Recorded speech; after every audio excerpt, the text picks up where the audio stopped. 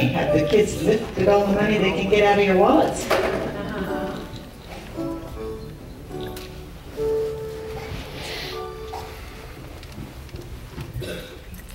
Well, our story comes many years ago when Willie, who preached here not too long ago, was just a little guy, about 2 years old.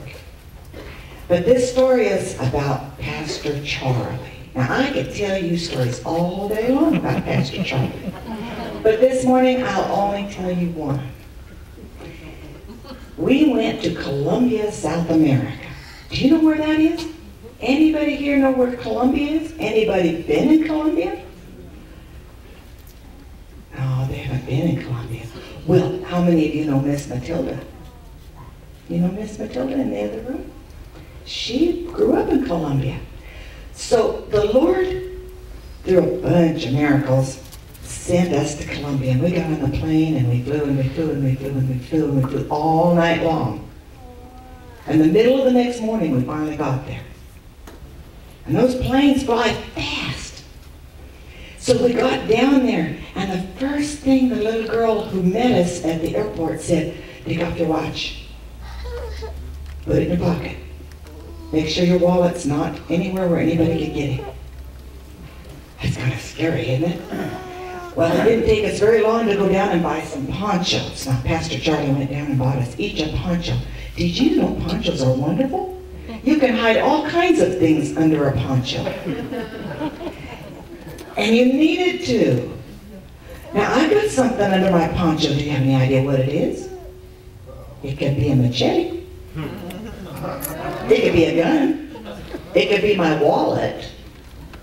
It could be $1 million. It could be anything and you couldn't see it.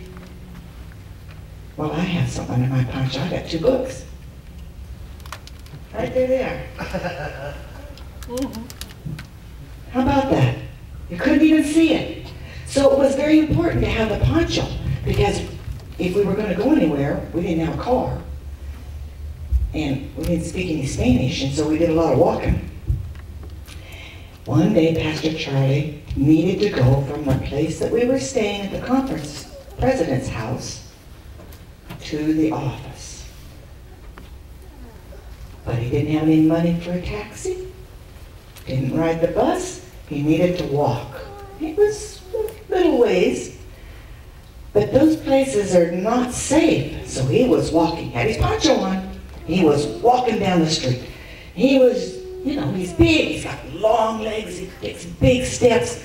He was walking down the street, and the streets were kind of narrow because the cars aren't very big. And there big building on this side and big buildings on this side and a little bitty sidewalk on each side and then just the street. And he's walking down the street and there's no place to run, no place to go, no place to escape. And he sees about 6 young men up there. And they were doing this. They were pointing at him. They were talking and they were pointing at him. He thought, okay, Lord, here we go again. Because Lord sent us down there. What are we going to do, Lord? And he doubled up his fists under his poncho. And thought, well, I'll do all I can, but, you know, 6 young men is pretty a lot if they're going to jump on you and try to beat you up. And down there, they beat you up and kill you just to take your clothes. So, you know, it wasn't safe.